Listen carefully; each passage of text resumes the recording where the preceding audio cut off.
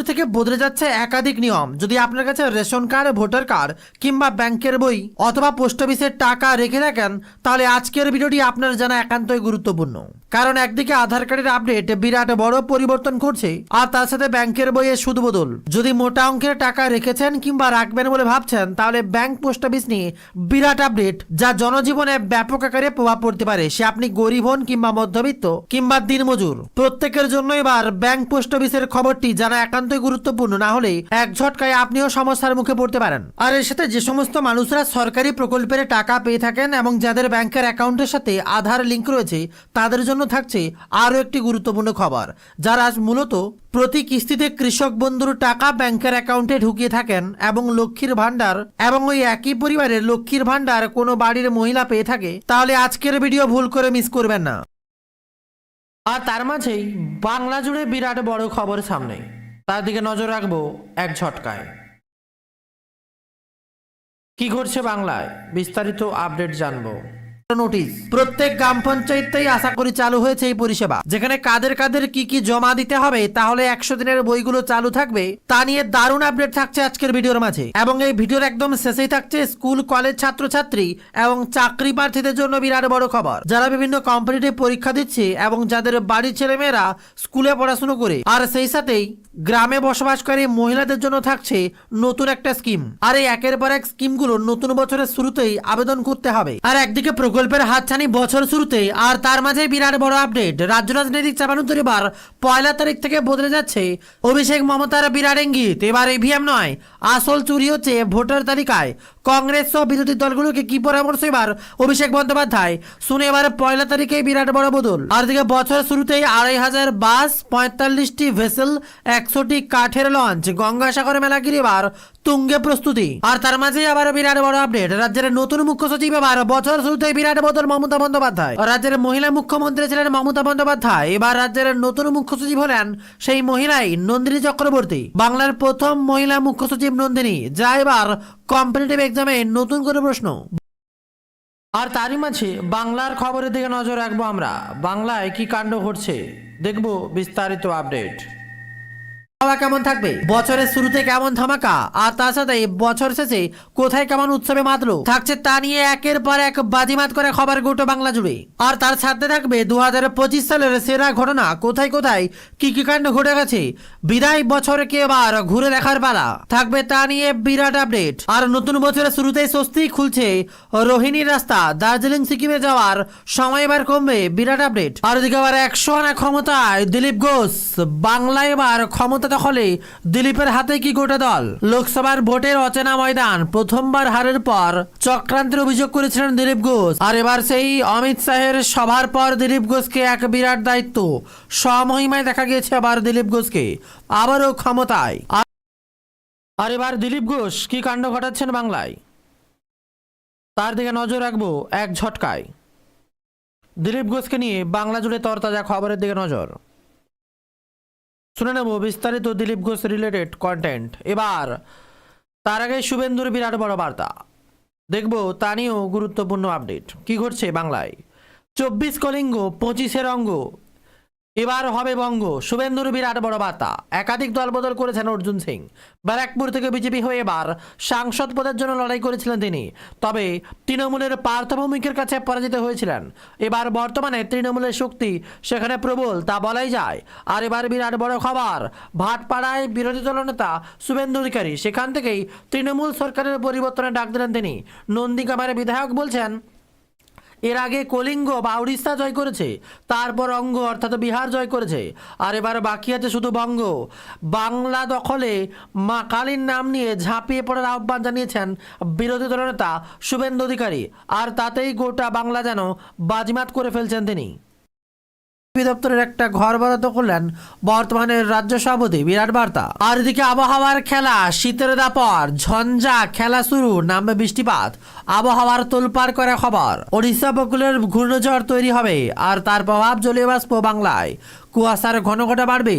আর রাজ্যের দক্ষিণবঙ্গের কুয়াশার সম্ভাবনা বাড়বে কলকাতা, উত্তর ও দক্ষিণ দিনাজপুর, পূর্ব পশ্চিম মেদিনীপুর, ঝাড়গ্রাম, পুরুলিয়া, বাঁকুড়া সহ একাধিক জেলায়। আসি তা নিয়ে একের পর এক বিস্তারিত খবর। বছর শেষের পূর্বেই প্রত্যেকটা আপডেট জেনে নিন, কারণ প্রতি বছরই একের পর এক নিয়ম লাগু হয়। প্রতি বছরের 1 তারিখ থেকে বদলে যায় একের পর এক রান্নার গ্যাস থেকে পেট্রোল ডিজেলের দাম। আর দিকে নতুন বাজেট ঘোষণা হতেই একাধিক পরিষেবায় নতুন করে তথ্য আসে। তারই সাথে ইনকাম ট্যাক্স নিয়ে বিরাট বড় আপডেট। তো ফ্রেন্ডস, আজকের বিস্তারিত খবরগুলো জানানোর পূর্বে অনুরোধ, যারা এখনো আমাদের ওয়েবসাইট ভিজিট করেননি bengaljobstudy.in, গুগলে ভিজিট করে বিস্তারিত আপডেটগুলো দেখুন আর প্রতিনিয়ত এ ধরনের গুরুত্বপূর্ণ।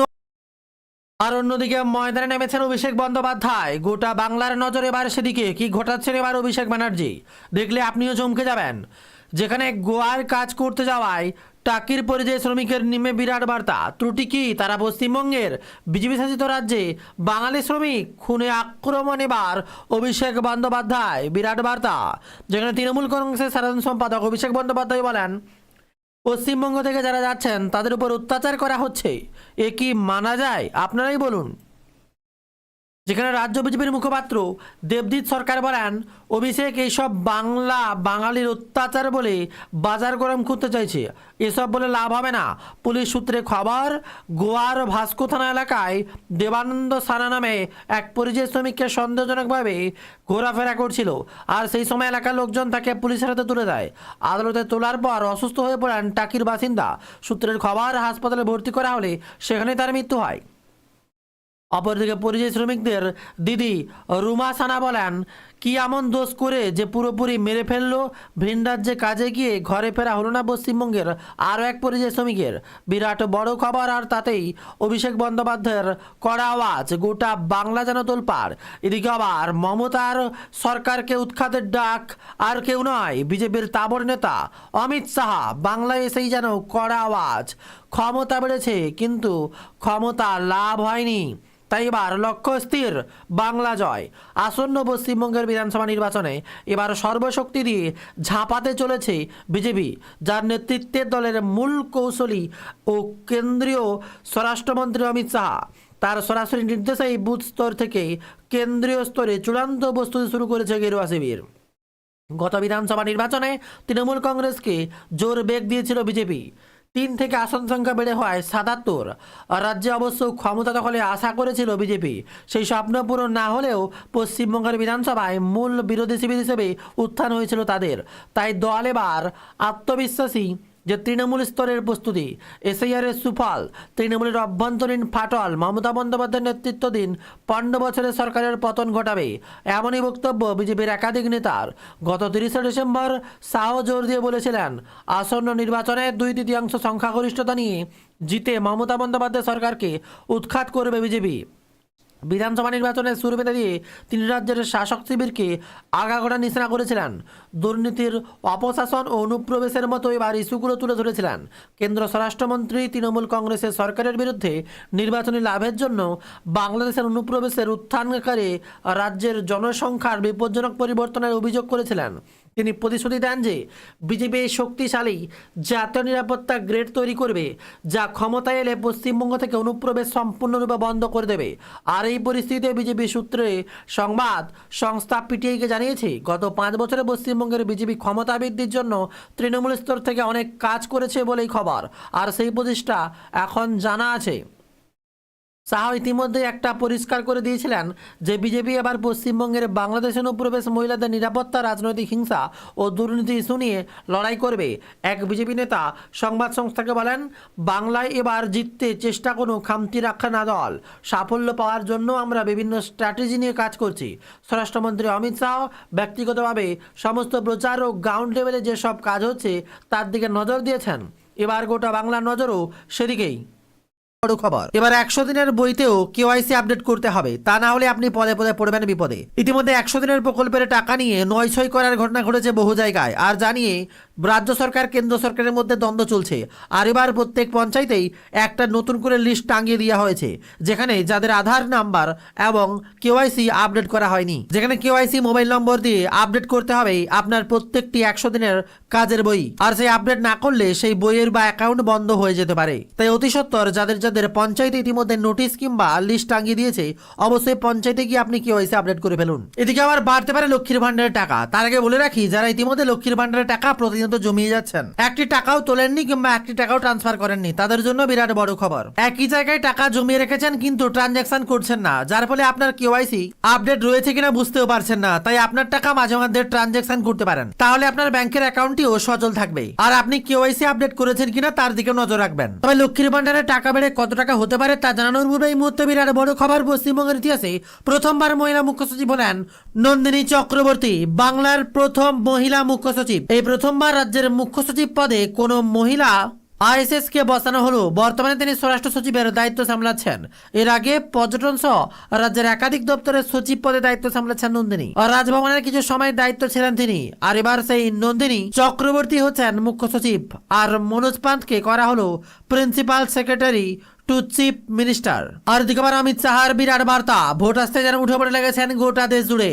দিল পে লিখলো হামারা সরকার হোগা। অমিত শাহর বিরাট বড় বার্তা। বুধবার সল্টলেকে নিজের দলের নেতা মন্ত্রীদের নিয়ে বৈঠকে বসেছিলেন অমিত শাহ। আর সেখানেই তার বার্তা, 200 আসন জিততেই হবে। অমিত শাহ বলেন, আমরা যদি 3 থেকে 77 পৌঁছে যেতে পারি, তাহলে 77 থেকে 200-তে পৌঁছতে পারবো না কেন? কেন্দ্রীয় স্বরাষ্ট্রমন্ত্রী নিজের আশঙ্কার কথা জানিয়ে বললেন, কলকাতা নিরাপদ নয়। অনুপ্রবেশ ইস্যুকে এবার হাতিয়ার করে ভোট বৈতরণী পার করতে চাইছে বিজেপি সরকার, সে কথা আবারও প্রমাণ হয়ে গেল। তাই নিজের দলের নেতা মন্ত্রী কর্মী সমর্থকদের উদ্দেশ্যে সেই বার্তা দিলেন কেন্দ্রীয় স্বরাষ্ট্রমন্ত্রী অমিত শাহ। শুধু তাই নয়, এবার আর ছাড়াছাড়ি নয়, জিততেই হবে বিজেপিকে। তার জন্য সকলকে একজোট হয়ে ময়দানে নামার বার্তা দিলেন অমিত শাহ। দিল পে লিখলো হামারা সরকার হোগা, বিরাট বার্তা এবার অমিত শাহ। আর এর মাঝে খবর, এসএসসি বিরাট বড় আপডেট, পুরনো চাকরিতে ফেরার মেয়াদ বৃদ্ধি করলো। এবার পিছু হটলো রাজ্য, ফের জারি বিজ্ঞপ্তি। কারণ হাইকোর্টে মামলার জের, বিরাট বড় খবর সামনে। পুরনো চাকরিতে ফেরার মেয়াদ বৃদ্ধি আরো পিছু হটলো রাজ্য, ফের বিজ্ঞপ্তি জারি করতে জানানো হলো। মেয়াদ বৃদ্ধির সিদ্ধান্ত আপাতত স্থগিত রাখা হচ্ছে। কলকাতা হাইকোর্টে দায়ের হওয়া মামলা প্রেক্ষিতে সিদ্ধান্ত হলো বলে জানা গিয়েছে। সুপ্রিম কোর্ট নির্দেশ দিয়েছিল 31 ডিসেম্বর 2025 মধ্যে যোগ্য চাকরিহারা যারা 2016-তে অন্য কোনো সরকারি চাকরি ছেড়ে এসএসসি স্কুল শিক্ষকতার যোগ দিয়েছেন, তারা পুরনো চাকরিতে ফিরে যেতে পারবেন। আর সেই প্রক্রিয়া সম্পন্ন করতে হবে রাজ্যকে। কিন্তু সমস্ত ক্ষেত্রে পুরনো চাকরিতে ফেরানোর প্রক্রিয়া সম্পন্ন করা যায়নি। তাই গত সোমবার মেয়াদ বৃদ্ধি সংক্রান্ত বিজ্ঞপ্তি প্রকাশ করে শিক্ষা দপ্তর, কিন্তু দুদিনের মধ্যেই তা প্রত্যাহার করতে হলো। বিরাট বড় খবর সামনে। আরেকদিকে একাধিক স্কিম চালু করা হলেও এবার জনপ্রিয় হচ্ছে লক্ষ্মীর ভান্ডার। আর এই লক্ষ্মীর ভান্ডার আবারও নতুনদেরকে সুযোগ দিতে পারে। আসছে 2026-এর বিধানসভা নির্বাচন, তার আগে আবারও দুয়ারে সরকারের ক্যাম্প চালু হয়ে নতুন লক্ষ্মীর ভান্ডারের আবেদন শুরু হতে পারে। আর তার আগেই কানাঘুষা চলছে, বাড়তে পারে লক্ষ্মীর ভান্ডারের টাকা। ভোটের আগে যে কোনো সময় মাস্টার স্ট্রোক দিতে পারেন বাংলার মুখ্যমন্ত্রী মমতা বন্দ্যোপাধ্যায়। আর যে টাকা বর্তমানে 1000 এবং 1200 রয়েছে, সেই টাকা বেড়ে 1800 এবং 2000 টাকা পর্যন্ত হতে পারে, যা কেন্দ্র সরকারকে দেখিয়ে দেবে রাজ্য সরকার কি পরিমাণ লক্ষ্মীর ভান্ডার মহিলাদের সাহায্যের হাত বাড়িয়ে দিয়েছে। কারণ রাজ্য কেন্দ্র দ্বন্দ্বে একটা মাত্র উপহার লক্ষ্মীর ভান্ডার জানিয়ে টানপোড়েন চলছে। কেন্দ্র সরকারও বলছে রাজ্যে ক্ষমতায় এলে তারাও লক্ষ্মীর ভান্ডার দেবে, যার ফলে লক্ষ্মীর ভান্ডার প্রকল্পকে কাজে লাগিয়ে রাজ্য সরকার আবারও ক্ষমতা দখলের চেষ্টা করবে বাংলায়। তাই লক্ষ্মীর ভান্ডারই থাকবে বাংলার মুখ্যমন্ত্রী মমতা বন্দ্যোপাধ্যায়ের আবারও মূল অস্ত্র।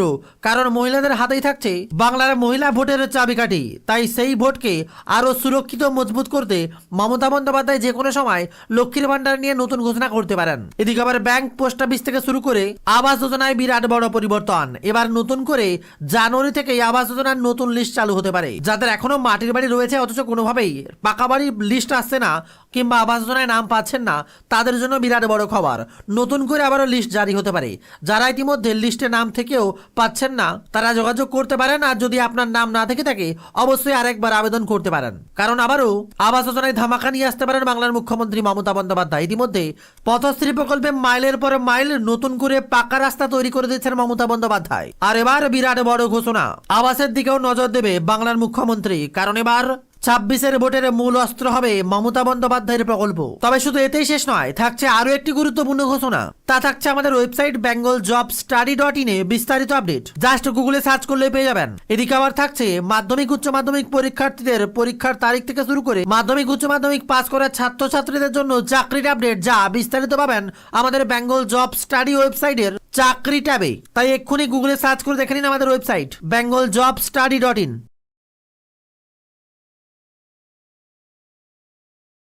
পয়লা জানুয়ারি থেকে বদলে যাচ্ছে একাধিক নিয়ম। যদি আপনার কাছে রেশন কার্ড, ভোটার কার্ড কিংবা ব্যাংকের বই অথবা পোস্ট অফিসের টাকা রেখে থাকেন, তাহলে আজকের ভিডিওটি আপনার জানা একান্তই গুরুত্বপূর্ণ। কারণ একদিকে আধার কার্ডের আপডেট বিরাট বড় পরিবর্তন করছে, আর তার সাথে ব্যাংকের বইয়ে সুদ বদল। যদি মোটা অঙ্কের টাকা রেখেছেন কিংবা রাখবেন বলে ভাবছেন, তাহলে ব্যাংক পোস্ট অফিস নিয়ে বিরাট আপডেট, যা জনজীবনে ব্যাপক আকারে প্রভাব পড়তে পারে। সে আপনি গরিব হন কিংবা মধ্যবিত্ত কিংবা দিনমজুর, প্রত্যেকের জন্য এবার ব্যাংক পোস্ট অফিসের খবরটি জানা একান্তই গুরুত্বপূর্ণ। না হলে এক ঝটকায় আপনিও সমস্যার মুখে পড়তে পারেন। আর এর সাথে যে সমস্ত মানুষরা সরকারি প্রকল্পের টাকা পেয়ে থাকেন এবং যাদের ব্যাংকের অ্যাকাউন্টের সাথে আধার লিংক রয়েছে, তাদের জন্য থাকছে আরও একটি গুরুত্বপূর্ণ খবর। যারা আজ মূলত প্রতি কিস্তিতে কৃষক বন্ধুর টাকা ব্যাংকের অ্যাকাউন্টে ঢুকিয়ে থাকেন এবং লক্ষ্মীর ভান্ডার এবং ওই একই পরিবারের লক্ষ্মীর ভান্ডার কোনো বাড়ির মহিলা পেয়ে থাকে, তাহলে আজকের ভিডিও ভুল করে মিস করবেন না। কারণ আপনার একটা ছোট্ট ভুলেই বাতিল হতে পারে একাধিক সরকারি প্রকল্প।